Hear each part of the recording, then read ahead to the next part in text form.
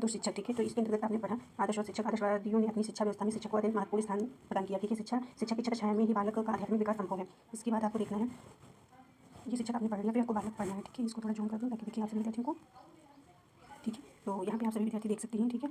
आदर्शवाद के अनुसार जो है बालक, देखिए आदर्शवाद और बालक, आदर्शवादियों ने शिक्षा में आदर्शों या विचारों को प्रमुख स्थान दिया है, ठीक है। आदर्शवादियों के अनुसार बालकों में इन आदर्शों और विचारों को प्राप्त करने के लिए प्रेरणा देना और उनमें सूझबूझ का विकास करना शिक्षा का परम कर्तव्य है, ठीक है। और इसके बाद जो है दिया गया है, वे शिक्षा को बाल केंद्रित नहीं मानते हैं। मतलब जो आदर्शवादी के अनुसार जो शिक्षा होती है, यहाँ पे पूरा डिटेल में पढ़िए। आदर्शवादी शिक्षा में आदर्श और विचारों को सर्वाधिक महत्व देते हैं, वे शिक्षा को बाल केंद्रित नहीं मानते। आदर्शों और विचारों, यहाँ पे आदर्शों विचारों और शिक्षकों की तुलना में बालक का स्थान गौण मानते हैं, ठीक है। सेकेंडरी, ठीक है। आदर्शवाद विद्यालय कैसा होना चाहिए, ठीक है।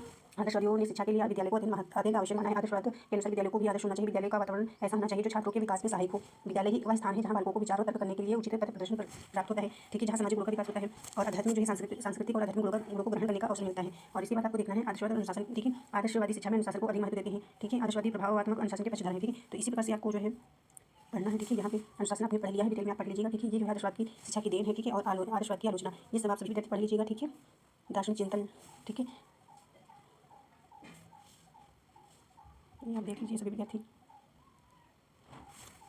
यहाँ पे आप देख सकते हैं दार्शनिक चिंतन, ठीक है। तो इसको भी आप सभी विद्यार्थी पढ़ लीजिएगा। थोड़ा हम इसमें बता देते हैं यहाँ पे प्लेटो के अनुसार जो है विचार की दो प्रमुख पुस्तकें, यानी कि जो है पुस्तकें आदर्शवाद में जो है इनमें जो है प्लेटो के अनुसार पुस्तकें, प्लेटो के शिक्षा दर्शन संबंधी विचार मुख्यतः दो प्रमुख, ठीक है, पुस्तकों द रिपब्लिक और द लाज मिलते हैं, ठीक है। तो आपको याद रखना है द रिपब्लिक किसने दिया है, ठीक है, प्लेटो ने दिया है, ठीक है। द लाज जो है पुस्तकें हैं जो है द प्लेटो की हैं आदर्शवाद, ठीक है। और रिपब्लिक ग्रंथ साहित्य का एक उत्कृष्ट नमूना है जिसमें शिक्षा व राजनीति से संबंधित विचार संग्रहित है, ठीक है। और इसके बाद आपका जो है यथार्थवाद आता है, ठीक है। तो यथार्थवाद के बारे में आपको पढ़ना है, ठीक है। यथार्थवाद क्या है, यथार्थवाद का अंग्रेजी रूपांतरण जो है रियलिज्म है। रियल शब्द का जो है उत्पत्ति लैटिन भाषा के रियल से हुआ है, रियल से हुआ है, ठीक है। रियल, तो इस प्रकार रियलिज्म जो है, ठीक है, यहाँ पे दिया गया है का शाब्दिक अर्थ है हुआ वस्तुवाद, ठीक है। वस्तुवाद या वस्तु संबंधी विचारधारा। तो आप देख सकते हैं यथार्थवाद के अनुसार जो है आपका अर्थ हुआ वस्तु संबंधी विचारधारा। यथार्थवादी वस्तु संबंधी विचारों के प्रति एक दृष्टिकोण है जिसके अनुसार संसार की वस्तु यथार्थ है। इस वाद के अनुसार केवल इंद्रियजन्य ज्ञान ही सत्य है। दूसरे शब्दों में जो कुछ भी हमारे सामने है, जो कुछ भी हमें दिखाई देता है, ठीक है, ये पॉइंट आपका दूसरा पॉइंट है, दिखाई देता वही सत्य है। आदर्शवादी इस सृष्टि का अस्तित्व विचार के आधार पर मानता है, क्योंकि यथार्थवाद के अनुसार जगत विचारों पर आश्रित नहीं है। स्वतंत्रता का सिद्धांत आदर्शवाद का मूल सिद्धांत भी है। तो आप भी जा सकते हैं, इसी प्रकार से आपको पढ़ना है कि हाँ वही सत्य है, मतलब जो दिखाई देता है, ठीक है।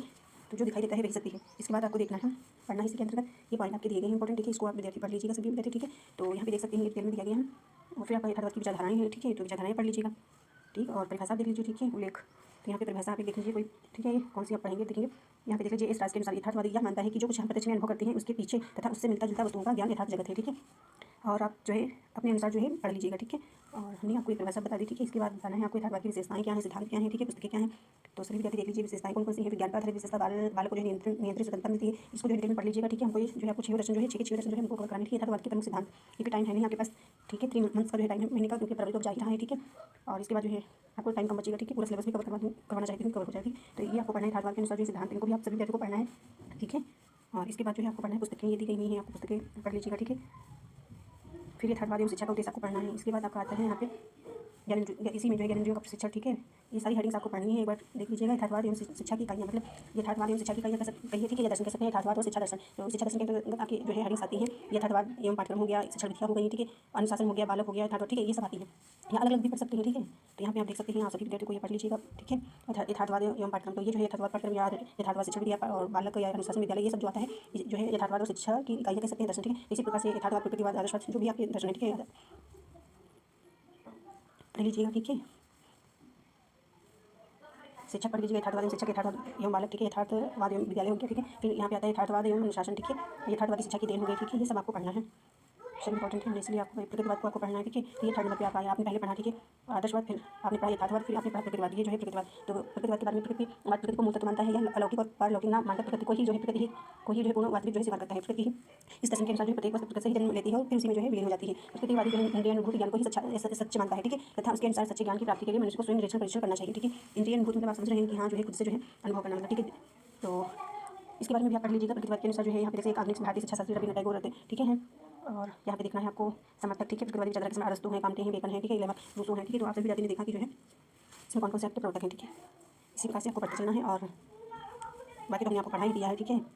इसी प्रकार से परिभाषा भी आपको देख लेनी है। परिभाषा कौन सी देखेंगे, ठीक है, इसमें जो आपको समझ में आए, ठीक है। राज के अनुसार देख लीजिए, प्रकृतिवाद को परिभाषित करना बड़ा कठिन है क्योंकि यह विभिन्न अर्थों में प्रयोग किया जाता है, ठीक है। और एक आप ये देख लीजिए मोरले की, ठीक है, ये पढ़ लीजिएगा आप सभी विद्यार्थी। और यहाँ पे आप देख सकते हैं, ठीक है, थॉमस और लैंग के अनुसार है, जेम्स वार्ड के अनुसार है, ठीक है। प्रकृतिवाद जो है सिद्धांत जो प्रकृति को ईश्वर से पृथक करता है, आत्मा को पदार्थ के अधीन करता है और अपरिवर्तनीय नियमों को सर्वोच्च मानता है। और रूप प्रकृतिवाद के रूप आप देख लीजिएगा, ठीक है। इसी प्रकार से आप सारे जो है पढ़ लीजिएगा।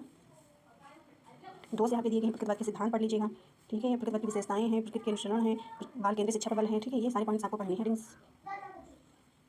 प्रकृतिवादी शिक्षा के उद्देश्य हैं, ठीक है। यहाँ पे उद्देश्य पढ़ लीजिएगा, ठीक है। उद्देश्य आपके क्या हैं? जीवन संघर्ष के लिए तैयारी है, ठीक है। बालक का वातावरण के साथ अनुकूलन है, ठीक है। जातीय निष्पत्तियों का संरक्षण करना है, पूर्ण जीवन की तैयारी है, ठीक है। इसी प्रकार से आपको सारे पॉइंट्स जो है पढ़ लेने हैं।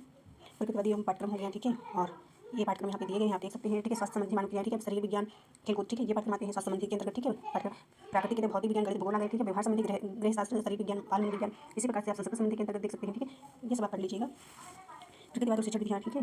फिर प्रकृतिवाद और शिक्षक पढ़ना है, प्रकृतिवाद बालक पढ़ना है, मतलब सब आपको पढ़ना है, जिस प्रकार सारे दर्शनों के जो है सब पढ़ना है। हेडिंग वही है सब, ठीक है। यहाँ पे प्रयोजनवाद आपको, ठीक है। प्रयोजनवाद आपको पढ़ना है। अब नेम आपको याद रखना है, प्रयोजनवाद के अन्य नाम क्या है, ठीक है। क्योंकि अलग अलग नामों से पूछा जाए तो हम सभी विद्यार्थी या टीचर हों कन्फ्यूज रहते हैं, ठीक है। तो प्रयोजनवाद जो हो गया, ठीक है। प्रयोजनवाद को ही व्यवहारवाद कहते हैं। व्यवहारवाद या प्रयोजन, 3 अदर नाम इसमें दिए गए हैं, ठीक है। और एक इंग्लिश में 4 हो गया, ठीक है। प्रयोजनवाद शब्द का अंग्रेजी रूपांतरण पैराडोक्टिव, ठीक है। हमको इंग्लिश थोड़ी कमी आती है, कुछ विद्वान जो है शब्द के उत्तर जो है यूनानी भाषा के हैं, ठीक है। आप ये पढ़ लीजिएगा। से मानते हैं जिसका अर्थ है व्यवहारिक, ठीक है। तो इसी शब्द का अर्थ हुआ व्यवहारिकता। प्रयोजनवाद की व्यवहारवाद के नाम से भी जाना जाता है। तो इसको जो डिटेल में आपको पढ़ना है। इस मन का ही दूसरा नाम परमात्मा। इसको जब आप डिटेल में पढ़ेंगे तो आपको समझ में आएगा अच्छे से, ठीक है। और इसी के अंतर्गत भी आपको जो है परिभाषाएं पढ़नी है, और प्रयोजन संबंधी विचार पढ़नी है, रूप पढ़नी है, ठीक है। प्रयोजन सिद्धांत पढ़नी है, मतलब प्रयोजन शिक्षा पढ़नी है, ठीक है। ये सब आप पढ़ लीजिएगा। हेडिंग दी गई है, ठीक है। और पाठ्यक्रम इसमें भी आपको प्रयोजनवाद के पाठ्यक्रम पढ़ना है, ठीक है। कौन से आपके पाठ्यक्रम यहाँ पे देख सकते हैं, एकीकरण का सिद्धांत, ठीक है। सब आपको पढ़ना है, यहाँ पे देख सकते हैं सब, ठीक है। इसी प्रकार से मार्क्सवाद आपका आ गया। इसके बाद एक लास्ट आपका बचता है अस्तित्ववाद, ठीक है। तो मार्क्सवाद क्या है? मार्क्सवाद दर्शन के प्रकार मार्क्स थे, कार्ल मार्क्स, ठीक है। वे धार्मिक शिक्षा में विश्वास नहीं रखते हैं, ठीक है। ये धार्मिक विश्वास नहीं रखते हैं, ठीक है। और जो है भौतिकवादी दर्शन के प्रणेता थे, ठीक है। जिन्होंने अपने ग्रंथ दास कैपिटल में साम्यवादी विचारधाराओं के सिद्धांतों पर अपने विचार प्रस्तुत किए, ठीक है। तो इसको आप डिटेल में पढ़ लीजिएगा।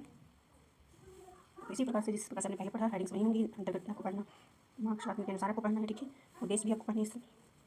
शिक्षण विधियाँ, अध्यापक, छात्र, विद्यालय, अनुशासन, तकनीकी शिक्षा, ठीक है। मार्क्सवाद का भी शिक्षा पर क्या प्रभाव पड़ता है, ठीक है। ये इंपॉर्टेंट पॉइंट है, इसको पढ़िएगा आप सभी विद्यार्थी, ठीक है। अब आपका आता है यहाँ पे ये अस्तित्ववाद होता है, ठीक है। तो अस्तित्ववाद को जो पढ़ लीजिए, ये अस्तित्ववाद हो गया, ठीक है। तो प्राचीन काल से आज तक दर्शन शास्त्र में या हर जगह अस्तित्व की समस्याओं पर विचार किया जा रहा है। प्राचीन उपनिषदों में यह समस्या थी कि मनुष्य में वह जो है तत्व क्या है, जिससे उसका जो सच्चा अस्तित्व माना जा सकता है, ठीक है। इसी प्रकार से आपको जो है सारा पढ़ लीजिएगा आप सभी विद्यार्थी। और ये आपका जो है सेकंड जो है अध्याय का समाप्त हो जाएगा, ठीक है। और फिर हम थर्ड अध्याय में मिलेंगे यूनिट 1 के अंतर्गत, ठीक है।